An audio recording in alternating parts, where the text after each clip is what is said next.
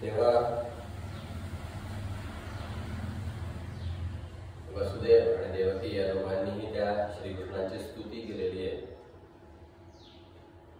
आणि त्यांना परोपरीने देवस्वरूप असल्यामुळे नमस्कार सुरू केला आहे. शेवटी देवकी म्हणते की भगवंता, त्या अशा स्वरूपात तर कोणी बाळाला समजणार नाही. तर तुला माझ्या पोटी जन्म घेतला, सगळी कोणी शंखचक्र गदा तत्व आयुध होते हातामध्ये. तेव्हा भगवंत सर्वसामान्य बालकाच्या रूपामध्ये प्रकट झाले. त्यानंतर वसुदेवाच्या मनामध्ये अशी इच्छा उत्पन्न झाली की आपण यांना गोकुळात नेऊन जे ते ठेवायचं. तिकडे गोकुळातही नंद आणि यशोदेच्या पोटी कन्या झाली होती. तिथेही त्या कन्येला जन्म झाला होता, ती योगमाया प्रकट झाली होती. तेव्हा इकडे वसुदेवांनी एक टोपली घेतली, त्या टोपल्यामध्ये एक फडकं ठेवलं, त्यामध्ये बाळाला घेतलं आणि जसे पुढे होत आहे तसं आपोआप त्या तुरुंगाच्या दाराचे कुंप जे ते निघून पडले. त्याच्या आधी त्यांच्या हातातल्या बेड्या ज्या आहेत त्या निघून पडल्या, गळून पडल्या. द्वारपालांना अतिशय गाढ अशी झोप लागली आहे. कोणाला जागेचा पत्ता नाही, कोणाला कसा साचून नाही. आणि वसुदेव तिथून अतिशय सुखरूपरित्या कोणाला नाही, कोणाला काही न कळता बाहेर पडले. समोर अथांग यमुना वाहत होती. पावसाळ्याचे दिवस होते, पण देवानेच ती दिलेली बुद्धी होती. वसुदेव पाण्यामध्ये शिरले, डोक्यावरती बाळाला घेतलेलं आणि त्या पाण्यात शिरले. पाण्यात शिरल्यावरती यमुनेने जेव्हा बघितलं किंवा स्वतः भगवंत आपल्यातून मार्गक्रमणा जे करताय, तेव्हा तिने लगेच वाट करून दिली. आणि ते वाट करून दिल्यावरती मग ते त्या श्रीकृष्णांना घेऊन जे ते गोकुळामध्ये गेले. गोकुळामध्ये यशोदेच्या शेजारी असलेल्या मुलीला घेतलं आणि तिथे श्रीकृष्णांना जे ते ठेवून दिलं. त्या मुलीला घेऊन परत ते इकडे बंदीशाळेमध्ये आले. बंदीशाळेमध्ये आल्यावरती परत आपोआप सगळे कुंप जसेच्या तसे लागले गेले. त्यांच्या हातामध्ये पेढ्या ज्या त्या जशाच तशा होऊन गेल्या आणि यांनी आल्यावरती त्या कन्येला देवकीच्या शेजारी झोपवून दिले. थोड्या वेळाने द्वारपालांना जाग आली आणि ते उठले. त्यांनी कंसाला सूचना दिली की 8वा जन्माला आलाय. कंस धडपडतच उठला. मृत्यूचं भय खूप मोठं असतं. केस विस्कटलेल्या अवस्थेमध्ये कंस तसाच बंदीशाळेमध्ये पोहोचला आणि श्रीकृष्ण त्या कंसाने त्या कन्येला जे ते परोपरीने विनवण्या करून सांगत असताना सुद्धा देवकीचं न ऐकता त्या कन्येला तिच्याकडून हिसकावून घेतलं आणि गरगर गरगर फिरवलं आणि दगडावरती आपटला. तोरशी ती कन्या सटकून आकाशामध्ये गेली. 8 हातामध्ये शस्त्रास्त्रे घेतलेली मोठी देवी ती कंसाला आकाशामध्ये दिसली. त्या कन्याच्या जागेवर दिव्य माळा, वस्त्रे, चंदन आणि रत्नमय अलंकारांनी ती विभूषित होती आणि तिच्या हातामध्ये धनुष्य, त्रिशूळ, बाण, ढाल, तलवार, शंख, चक्र वगैरे सगळे आयुध होते.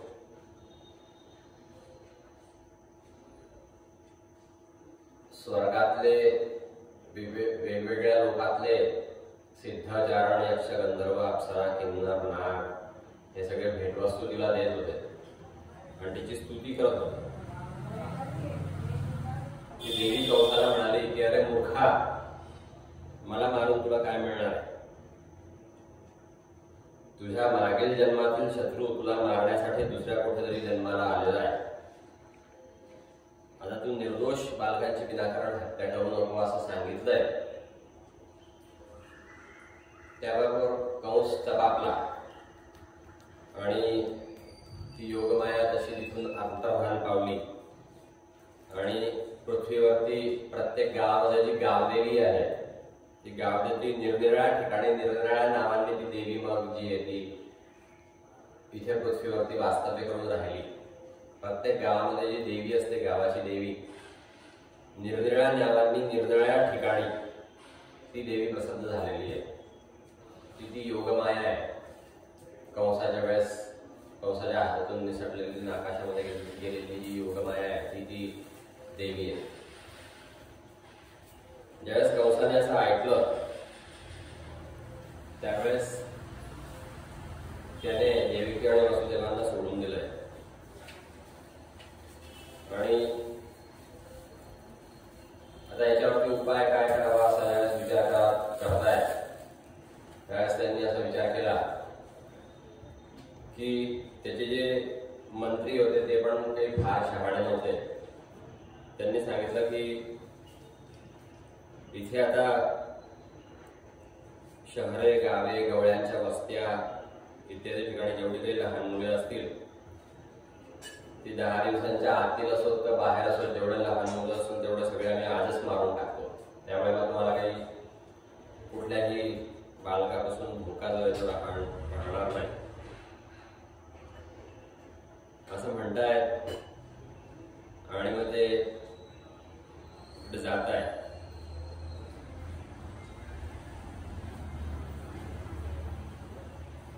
त्यांनी कंसाची आज्ञा लगेच पाळली आणि ते त्या तऱ्हेने सगळ्या बालकांना मारण्यासाठी जे ते निघाले.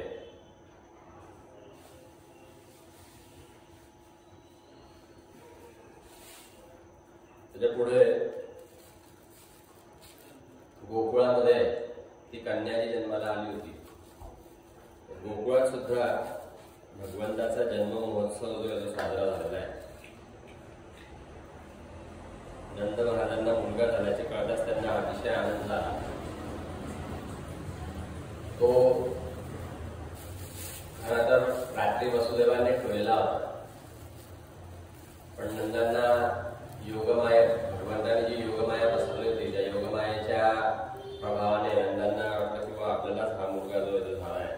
आणि त्यांनी ब्राह्मणांना वस्त्रालंकारांनी सुशोभित केलं. 2 लाख गायी दान केल्या. इथे बंदी शाळेमध्ये सुद्धा वसुदेवांच्या समोर ज्यावेळेस श्रीकृष्ण स्वरूप प्रकट झालं त्यावेळेस त्यांनी पण तिथल्या तिथे लगेच 10,000 गायी देण्याचा संकल्प केला. ब्राह्मणांना 10,000 गायी दिल्या. इथे नंदांनी 2 लाख गायी दान दिले. रत्ने आणि सुंदर वस्त्रांनी झाकलेले तिळांचे 7 ढीग दिले. तेव्हा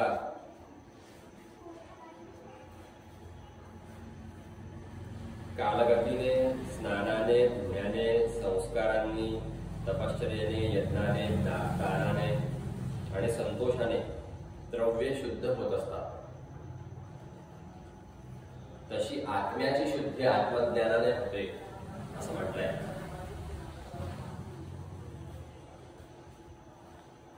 तर ब्राह्मण मंगलमय आशीर्वाद द्यायला लागले. पौराणिकांनी वंशाचं वर्णन केलं, स्तुतीपाठकांनी स्तुती केलं, गायक जे ते गायला लागले, भेरी दुंदुभी वाजायला लागल्या. गोकुळामध्ये सर्व घरांची अंगणे जी ती रांगोळ्यांनी सजली. सगळ्यांनी सडा संमार्जन केलं. सुगंधी वस्त्र जे ते सुगंधी द्रव्य जे ते शिंपडलं. गायी बैल वासरांच्या अंगांना हळद तेलाचा लेप दिला गेला. त्यांना गेरूने रंगवलं. मोरपंख, फुलांचे हार वगैरे अशा रीतीने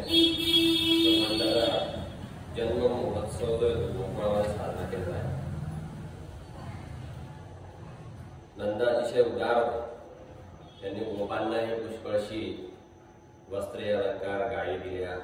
सूत, मागल, बंदीजन, नृत्यवाद्य इत्यादी कलांवरती उदरनिर्वाह करणारे जे लोक होते त्यांनाही त्यांनी मागितलेल्या वस्तू देऊन यथोचित सत्कार केला.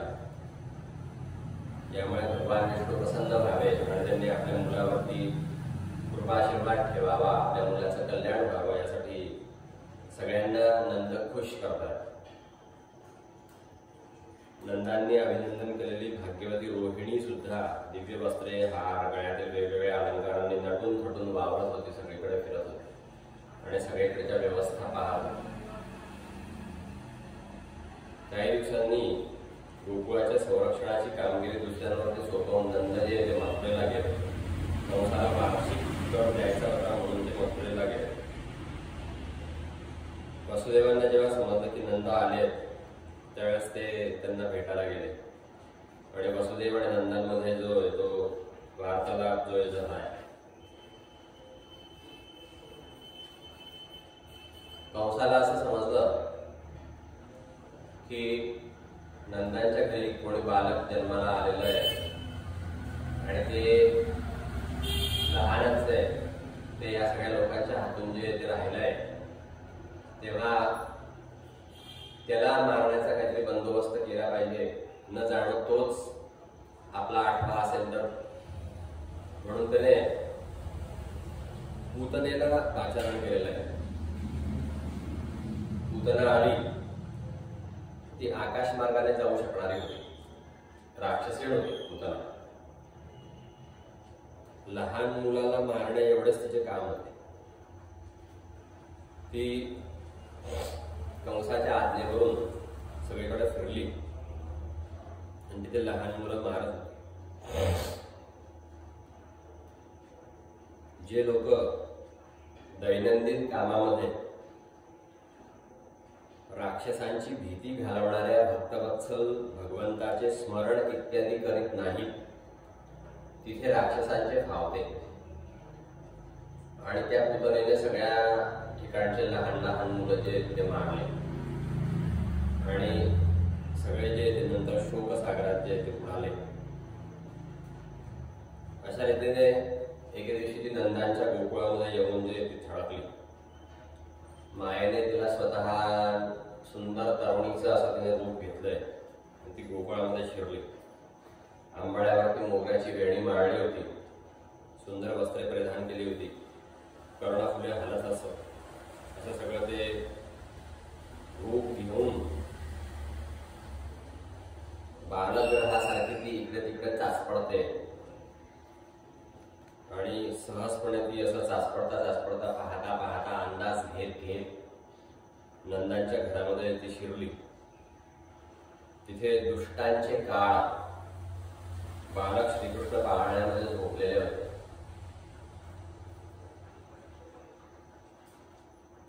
चराचराच्या आत्म्या असणाऱ्या त्या श्रीकृष्णांनी लहान मुलांना मारणारा हा कोणीतरी असा एक ग्रह आहे असं समजून आपले डोळे बंद केले कृष्णाने. आणि एखाद्याने नकळत दोरी समजून सापाला जसं उचलून घ्यावं त्याप्रमाणे ह्या पूतनेने या काळरूप श्रीकृष्णांना उचलून घेतलंय. किंवा मखमली म्यानेमध्ये आतमध्ये मात्र तीक्ष्ण धारेची तलवार असावी आणि त्या तलवारीने एखाद्याचा नाश व्हावा, तसं त्या पूतना वरतून जशी छान दिसत होती, सुंदर सुकोमल सुडोल आणि तरुणीचं रूप तिने जे घेतलं होतं, पण आतमध्ये तिचं हृदय मात्र अतिशय क्रूर होतं. वरवर जरी ती मधुर व्यवहार करत होती तरी आतमध्ये तिला त्या बालकाला यमसदनाला पाठवायची बुद्धी धरून ती बसली होती. यशोदा रोहिणी पाहत होत्या, पण त्यांना तिचं काही मन जे ते समजलं नाही, त्या स्तब्धपणे पाहतच होत्या. त्या पूतनेने असं करता करता त्या बाळाच्या तोंडामध्ये जे जो आपला स्तन दिलाय त्या स्तनाने अतिशय भयंकर आणि कोणत्याही प्रकारे न पचू शकणारे विष लावले होते. पूतनेने आपल्या स्तनांना या बालकांना मारण्यासाठी अतिशय हलाहल असं विष लावलं.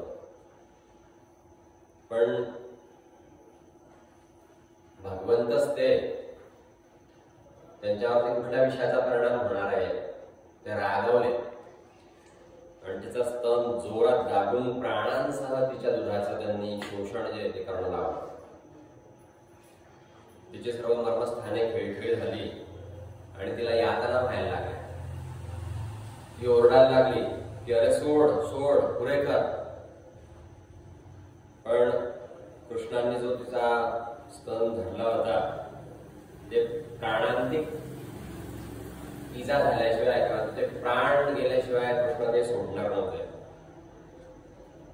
ती रडायला लागली, हातपाय आपटायला लागली, डोळे फिरवले, तिचे शरीर घामाने थपथपले. महाभयंकर आक्रोशाने राक्षसीच ती डोंगरांसह पृथ्वी आणि ग्रहांसह अंतरिक्ष डगमगू लागले असं वर्णन केलेलं आहे. सातही पाताळे आणि दिशा दुमदुमून गेल्या, विजा कोसळतात की काय असं वाटायला लागलं. सगळे लोक जमिनीवर कोसळले आणि त्या पूतनेच्या स्तनामध्ये इतक्या वेदना झाल्या, त्यानंतर तिच्या शरीरामध्ये इतक्या वेदना झाल्या की शेवटी ती गतप्राण झाली. गतप्राण ज्यावेळेस झाली त्यावेळेस तिची जी माया होती त्या मायेचा निराश झाल्यामुळे ती आपल्या मूळ स्वरूपामध्ये प्रकट झाली. केस विस्कटलेले आणि ती बाहेर गोठ्यामध्ये हातपाय बसून जी ती पडली.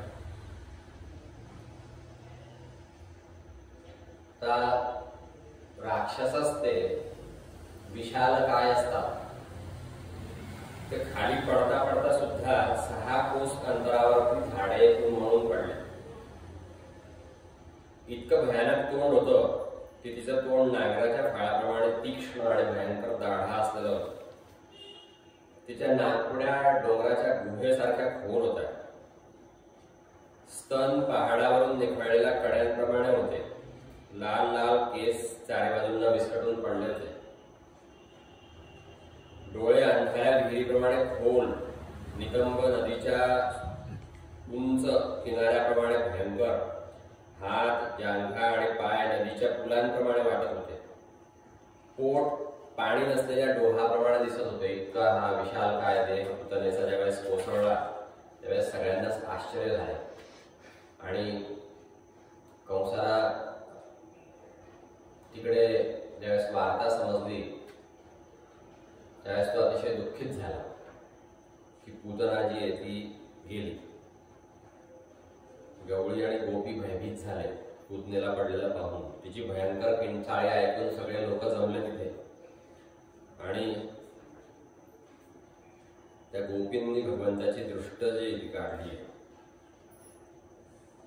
त्यांनी कवचाचा पाठ जो केला आहे ते म्हणतात की अजन्मा भगवान तुझ्या पायांचे, मणिमान गुडघ्यांचे, यज्ञपुरुष मांड्यांचे, अच्युत कमरेचे, हयग्रीव पोटाचे, केशव हृदयाचे, ईश वक्षस्थळाचे, सूर्यकंठाचे, विष्णू हातांचे, उरुक्रम चोंडाचे आणि ईश्वर मस्तकाचे रक्षण करो.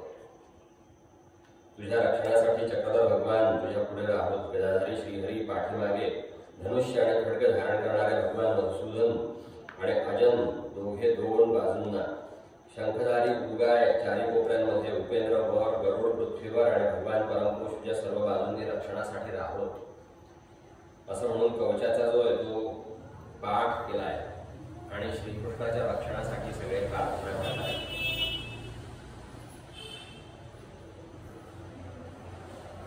शुकाचार्य म्हणतात अशा प्रकारे प्रेम करणाऱ्या गोपींनी रक्षा मंत्र म्हटल्यावरती यशोदेने आपल्या मुलाला दूध पाजून पाण्यामध्ये निजवलं. तोपर्यंत प्रजावासींनी कुऱ्हाडीने पूतनेच्या शरीराचे तुकडे तुकडे केले आणि लांब नेऊन एक अवयव चितेवर ठेवला आणि जाळून टाकला. कृष्णाने दूध प्यायल्यामुळे ज्याची सर्व पापे तत्काळ नष्ट झाली असा जो तिचा देह जळत असता त्यातून धूपासारखा सुगंधित धूर यायला लागला. पूतना जळत असताना त्या चितेतनं धूपासारखा सुगंधित धूर आला.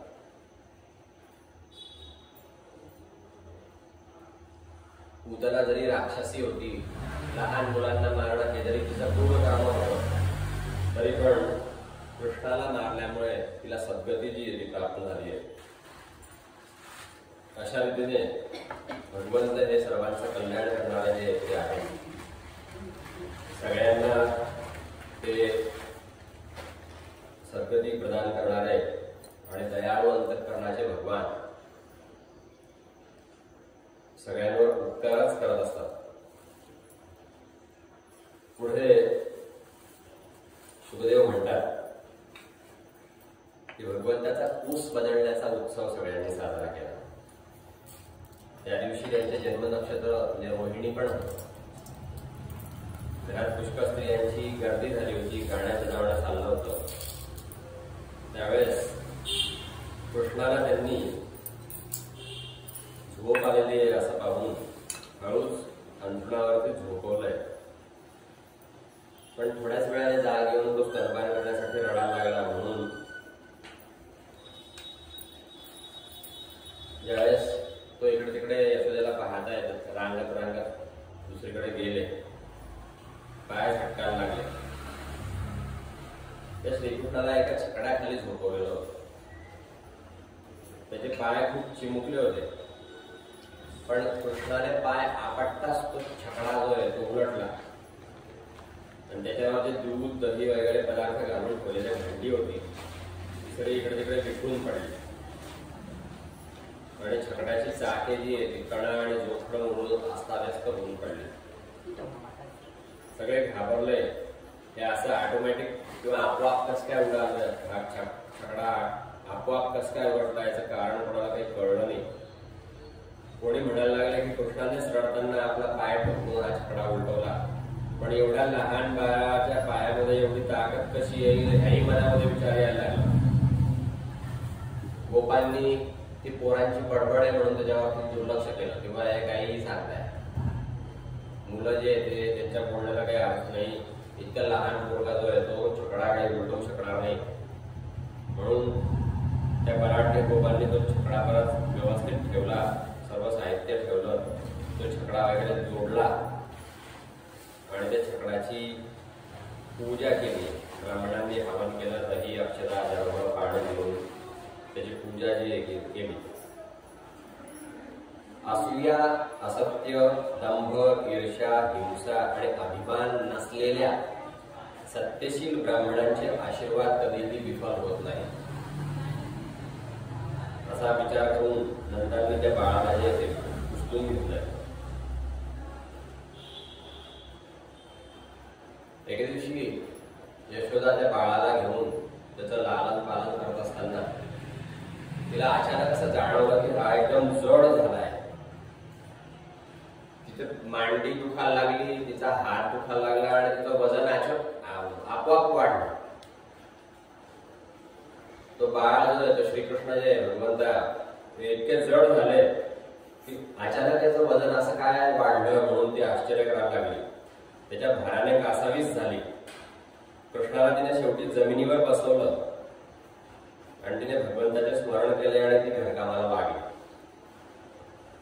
त्यावेळेस तृणावर्त नावाचा एक दैत्य कंसाचा सेवक होता. तो कंसाच्या सांगण्यावरून प्रचंड बावटळीच्या रूपाने आला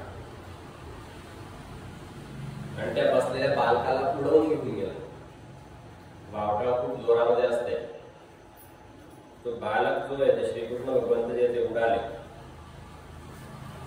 धूळ एवढी उडत होती की सगळ्यांच्या डोळ्यामध्ये धूळ गेल्यामुळे सगळे जण काही पाहू शकत नव्हते आणि सगळीकडे धूळ जी ती दाटून गेली, अंधाराने सगळीकडे झाकळून गेलं. कुठे कोणाला काही दिसत नव्हतं. वादळ आणि धुळीच्या वर्षावामध्ये मुलाचा पत्ता नाहीये हे यशोदेला ज्यावेळेस कळलं त्यावेळेस ती शोक करायला लागली, व्याकुळ झाली, जमिनीवर कोसळली, तिला मूर्छा आली. पण नंतर थोड्या वेळाने तुफान ज्यावेळेस शांत झाला, धूळ कमी झाली, त्यावेळेस यशोदेच्या रडण्याचा आवाज ऐकून गोपी धावत तिथे आल्या. नंदनंदनही दिसला नाही म्हणून त्याही शोकाकुल झाल्या. तर इकडे तृणावर्त ज्यावेळेस वावटळीच्या रूपाने श्रीकृष्णांना वरती घेऊन गेला त्यावेळेस ते प्रचंड वजन त्या नाही झाला, त्यामुळे त्याचा वेग जो आहे तो शांत झाला. तो अधिक काही चालू शकला नाही. स्वतःपेक्षाही जास्त वजनदार असल्यामुळे तृणावर्त श्रीकृष्णाला शिलाखंड समजायला लागला. श्रीकृष्णाने त्याचा गळा पकडला आणि तो त्या बालकाला आपल्यापासून बाजूला सुद्धा करू शकला नाही ताकदीने. इतक्या जोराने श्रीकृष्णाने त्याचा गळा जो आहे तो धरलाय. तो दैत्य शेवटी निश्चेष्ट झाला. त्याचे बुबुळे बाहेर आले, बोलणं बंद झालं, प्राण निघून गेले आणि त्या बालकासह तो व्रजामध्ये येऊन पाडले. त्यांनी पाहिलं की हा 11 राक्षस मोठ्या जोरामध्ये शेळीवर येऊन आपटलाय. त्याचे अवयव सगळे मोडून पडलेले आणि श्रीकृष्ण त्याच्या वक्षस्थळावरती लोंबताय, मान हातामध्ये तशी तशी, आणि त्याचे इतका मोठा तो दैत्य ते श्रीकृष्णाचे लोंब आहेत. असं सगळ्यांनी पाहिलं. ते गोपी पटकन धावत गेले. त्यांनी कृष्णाला घेतलं आणि त्यांना आनंद झाला की आपला बाळ जो सुखरूप परत आला आणि याला एवढ्या मोठ्या संकटातही काही झालं नाही. हे मोठ्या त्यांना सगळ्यांना भगवंताची दृष्टी नव्हती किंवा हा भगवंत आहे किंवा हा देवच प्रत्यक्ष अशी दृष्टी गोपींना त्यावेळेस नव्हती. त्यामुळे अद्भुत घटना घडली. आपण जे व्रतवैकल्य केले, आपण जे उत्सव साजरे केले, आपण जे ब्राह्मणांना गायी दान केल्या, आपण जे मंगल किंवा स्वस्ती वाचन केले, त्याचा परिणाम म्हणून एवढ्या सगळ्या संकटातून आपला बाळ जो आहे तो सुखरूप परतला. त्याचा हा प्रभाव आहे, त्या व्रतवैकल्यांचा प्रभाव आहे असं समजून त्यांना खूपच आश्चर्य वाटलं की चला संकटातून आपल्याला देवाने तारणं, म्हणून सगळ्यांना आनंदित झाले.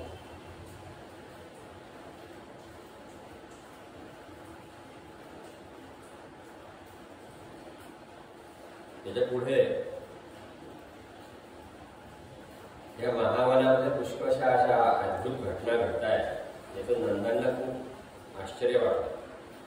वसुदेवांनी त्यांना जे काही सांगितलं होतं त्या सगळ्या गोष्टी खऱ्या होत आहेत. वसुदेवांनी चतुर्भुज रूप बंदीशाळेमध्ये पाहिलं होतं.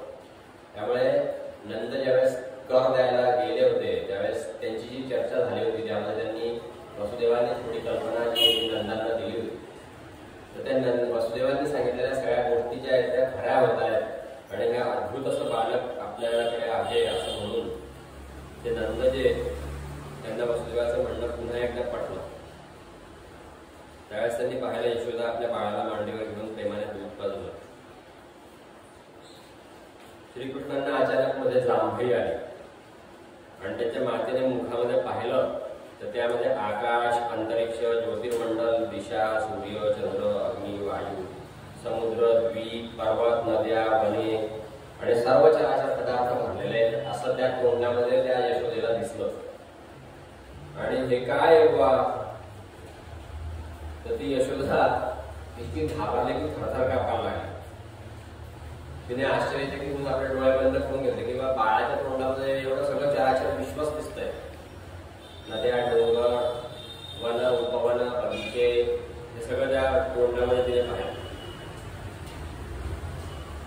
त्यानंतर यदूंचे कुलपुरोहित गर्गाचार्य ते वसुदेवांच्या सांगण्यावरून नंदाच्या गोकुळामध्ये आलेले. त्यांना पाहून नंदांना खूप आनंद झाला. त्यांनी त्यांच्या चरणांना वंदन करून त्यांना भगवत स्वरूप मानून त्यांची पूजा केली, आदरातिथ्य केलं. आणि ते नंदांना म्हणतायत की भगवान आपण तर नंद गर्गाचार्यांना असं म्हणतायत की भगवान आपण तर स्वतः पूर्वकाम आहात, तरी सुद्धा मी अजून आपली काय सेवा करू. आपल्यासारख्या महात्म्यांचे आमच्यासारख्या सामान्य लोकांकडे येणे हेच आमच्यासाठी परम भाग्य आहे, कल्याणकारक आहे. नाहीतर एरवी आपलं येणं कठीणच आहे. जी गोष्ट साधारणपणे इंद्रियांनी जाणण्याच्या पलीकडील आहे ती सुद्धा माणसाला ज्योतिषशास्त्राच्या द्वारे प्रत्यक्ष जाणता येते. आपण त्या ज्योतिषशास्त्राची रचना केलेली असं नंद जे ते गर्गाचार्यांना म्हणतात आणि ते खरंच आहे. ज्योतिष हे अगदी दक्षाचा यज्ञ झाला होता आणि त्या यज्ञामध्ये सतीने आपलं बलिदान दिलं होतं, त्या यज्ञामध्ये जे भृगु ऋषी होते, त्या भृगु ऋषींची संहिता ज्योतिषाची आहे, भृगु संहिता आपण त्याला म्हणतो. आणि भृगु संहिताचं ज्योतिष अजूनही पाहिलं जातं. ज्योतिष हे खूप जुनं आहे, ते वेदांचं एक अंग आहे. छंद, ज्योतिष, शिक्षा, व्याकरण हे सगळे ज्योतिषाचे हे सगळे अंग आहे. तर वेद पुरुषाचे डोळे आहेत असं ज्योतिषांबद्दल म्हटलं. ज्योतिष हे वेद पुरुषाचे डोळे. ज्योतिषामयनम असं आणखी सूत्रावलीमध्ये वाक्य आहे. पहिल्या 2-4 पानामध्येच ज्योतिषामयनम म्हणजे वेदपुरुषाचे डोळे ज्योतिष म्हणजे असं म्हणून त्याचं वर्णन तिथे आलं नाही. तर ते गर्गाचार्य जे त्या गर्गाचार्यांचं हा नंद जो आहे, नंद जे ते स्तुती करतायत आणि त्यांना विनंती करताय की माझ्या या दोन्ही मुलांचे नामकरणाचे संस्कार जे आहेत ते आपण करावेत. कारण ब्राह्मण जन्मानेच मनुष्य मात्राचा गुरु असतो. ब्राह्मण हा जन्मानेच मनुष्य मात्राचा गुरु असतो. यदुवंशाचा पुरोहित म्हणून ते प्रसिद्ध आहेत गर्गाचार्य. मी जर तुझ्या पुत्राचे संस्कार केले तर लोकांना वाटेल की हा देवकीचा पुत्र आहे, म्हणून गर्गाचार्य म्हणतात की अतिशय गुप्तपणे आपण हे करायला हवं. कंस दुष्टबुद्धीचा आहे, वसुदेवाबरोबर घनिष्ठ मैत्री आहे. देवकीच्या कन्येकडून जेव्हापासून त्याने ऐकलंय की मारणारा दुसरीकडे कुठेतरी जन्माला आलेला आहे, तेव्हापासून तो सगळीकडे पाहतोय. म्हणून मी जर तुझ्या पुत्राचा संस्कार केला तर हा बालक वसुदेवाचा पुत्र समजून कंस परत त्याच्यावरती हल्ला करेल आणि तो आपल्याकडून मोठाच अन्याय होईल. म्हणून गर्गाचार्य जे म्हणतायत ते गुपचूप एका गोशाळेमध्ये स्वस्ती वाचन त्यांनी केलं आणि बालकाला द्विजातीला योग्य असं नामकरण संस्कार जो तो केलेला आहे.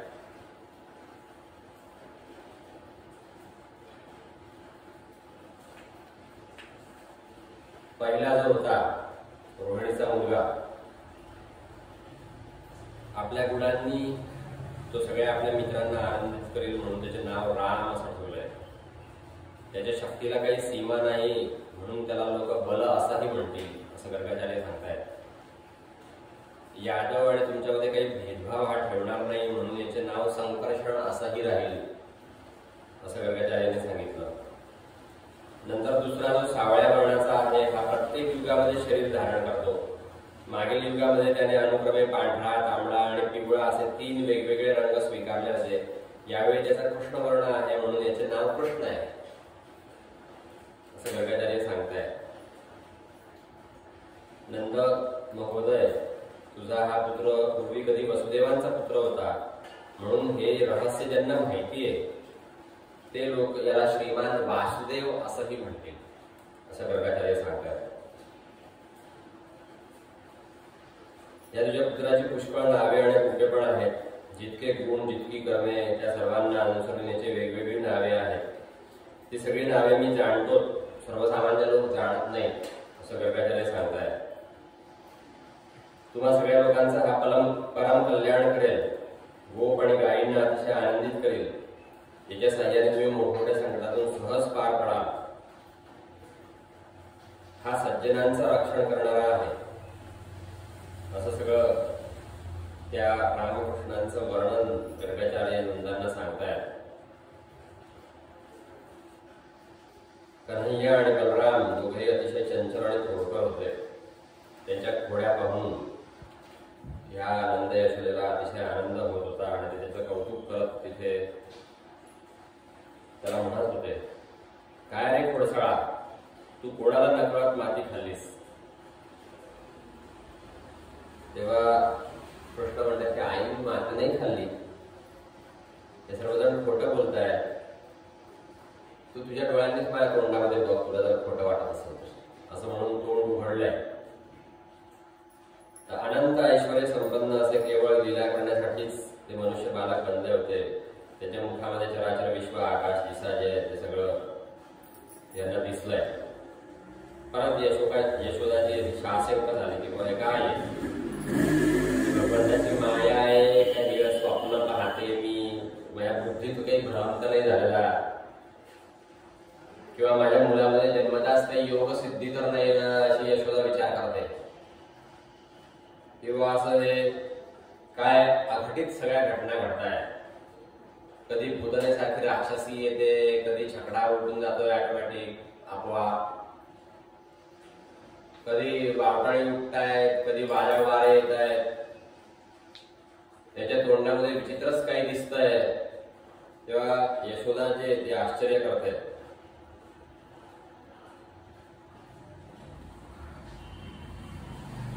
नंद आणि यशोदा त्या बालकाला घेऊन पुत्र स्नेह जो आहे तो अतिशय त्याच्यावरती सगळा लुटून देत आहे. यशोदा कृष्णाने मायाचा प्रभाव टाकल्याने यशोदा ती घटना लगेच विसरून गेली आणि ते परत आपला पुत्रच त्याला मानायला लागले. देव वगैरे जे काही सांगितलं होतं ते सगळं कृष्णाच्या मायेने जे ते यशोदेला जो आहे तो सगळा विसर पडला आणि ते आपला मुलगा म्हणून त्याला सांभाळायला लागले. नंतर ते पूर्वजांनी श्रेष्ठ वसू होते, त्याचे नाव द्रोण होते आणि त्यावेळेस जे काही घडलं होतं त्याचा परिणाम म्हणून हा त्यांच्याकडे कृष्णाचा प्रादुर्भाव झाला. पुढे एकदा नंदराणी यशोदा दासींना सगळीकडे कामाला लावून स्वतः त्याची मुसळायला लागली. पुत्राचा स्नेह जो आहे तो तिच्या स्तनातून दूध पाजण्याने दिसत होता. रवीची दोरी वारंवार ओढण्याने तिचे हातही शिणले होते, बांगड्या हातातले कर्णफुले हलत होते, चेहऱ्यावर घामाचे थेंब उठून दिसत होते. त्यावेळेस कृष्ण जो आहे तो स्तनपान करण्यासाठी म्हणून दही कुसळत असलेल्या त्या आपल्या यशोदेच्या जवळ आईजवळ आला. यशोदेने दही कुसळणे थांबवले, मांडीवर घेतले आणि ते दूध पाजू लागले. तेवढ्यात पाहिलं की चुलीवर ठेवलेलं दूध जे आहे ते उतू जायला लागलं. म्हणून कृष्णाचं पिणं संपण्याच्या आधीच तिने त्याला फटकन खाली ठेवलं आणि गडबडीने दूध उतरवण्यासाठी म्हणून ती निघून गेली. त्याचा श्रीकृष्णाला आला राग. त्याने जवळच पडलेल्या दगडाने ते दह्याचे मटके जे ते फोडून टाकले आणि डोळ्यामध्ये खोटेच अश्रू आणले आणि रडायला लागला. आणि तिकडे मात्र स्वतः लोण्याचा गोळा घेतला आणि मासघरात जाऊन खायला लागला. ते उतू जाणारा दूध बाजूला ठेवून ज्यावेळेस यशोदा पुन्हा खोलीत आली तर पहिल्यांदा दह्याचं मडकं फुटलेलं आणि हे आपल्या लाडक्याचीच करावं ते तिने पाहिलं. तोही तिथे नाही हे पाहिलं तर ती हसायला लागली. तो एका पालठ्या उखळावरती उभा होता आणि शिंक्यावरचे लोणी जे वानरांना खाऊ घालतो. माकडात ते जमली मासघरामध्ये आणि वानरांना लोणी खाऊ घालतोय. चारी बाजूंना चोरी उघडकीला येऊ नये म्हणून पाहतोय. यशोदा हळूच पाठीमागून जाऊन तिथे बसली. आता छडी घेतली तर तोपर्यंत पहिले उखळावरून फटकन उडी मारली खाली. तर रडाला लागला. त्यामुळे डोळ्यामध्ये जे काजळ घातलं होतं ते वाहून तोंडावरती आलं आणि ते बावरलेली दिसत होते. ती उखाळाला बांधायला लागली कृष्णाला. हा इकडे तिकडे जातो, दही दुधाचं मटके फोडतो, ते शिंक्यावरचं लोणी जे वानरांना घालतो म्हणून ती दोरीने बांधायला लागली. तर ती 2 गोटे दोरी प्रत्येक वेळेस कमी पडत होती. आणखीन तिला दोरी जोडली तरी प्रत्येक वेळेस ते 2-2 बोट कमी पडायचे. आणि सगळ्या घरांना दोऱ्या जोडल्या तरी पण त्या कमीच पडल्या. म्हणून गोपी हसू लागल्या की यशोदाची काय फजिती होते. तिलाही स्वतःला हसू यायला लागलं. ती आश्चर्य करायला लागली किंवा हे काय भानगड आहे, इतक्या दोऱ्या जोडल्या तरी पण प्रत्येक वेळेस 2 बोट कमी का बरं पडतात. तर शेवटी तिला कृष्णाने माफ केलं आणि तो जो आहे तो त्या उखळाला शेवटी बांधला गेला. पण कृष्णाने बघितलं की अंगणामध्ये जे 2 अर्जुन वृक्ष आहेत हे कुबेराचे पुत्र यक्ष आहेत. नलकूबर आणि मणिग्रीव त्यांची नावं होती. त्यांच्याजवळ विपुल ऐश्वर होते. त्यांना गर्व झाला म्हणून देवर्षी नारदांनी त्यांना शाप दिला होता. तर कृष्ण रांगत जे ते अंगणामध्ये गेले. मागे आडवं पडलेलं उखळ घरांगणात येत होतं. ते त्या दोन वृक्षांच्या मधून निघाले. ते ज्यावेळेस घरांमध्ये अटकलं त्यावेळेस कृष्णाने सहज जोर लावला. म्हणजे दोघेही वृक्ष हे उन्मळून पडले आणि त्यातून हे नलकूबर आणि मणिग्रीव जे ते मुक्त झाले. ते श्रीकृष्णांची स्तुती करतायत आणि त्यांना म्हणतात की हे भगवंता, आमच्यामध्ये असलेल्या उन्मत्तपणामुळे आम्हाला जी ही वृक्षयोनी प्राप्त झाली त्यातून तुम्ही आमचा उद्धार केलाय. जिथे देवता विहार करतात अशा त्या मेरुपर्वताच्या दऱ्यांमध्ये हे विहार करत होते. पाण्यामध्ये अप्सरांबरोबर जलक्रीडा चालू होती. तिकडून ज्यावेळेस नारद जात होते तर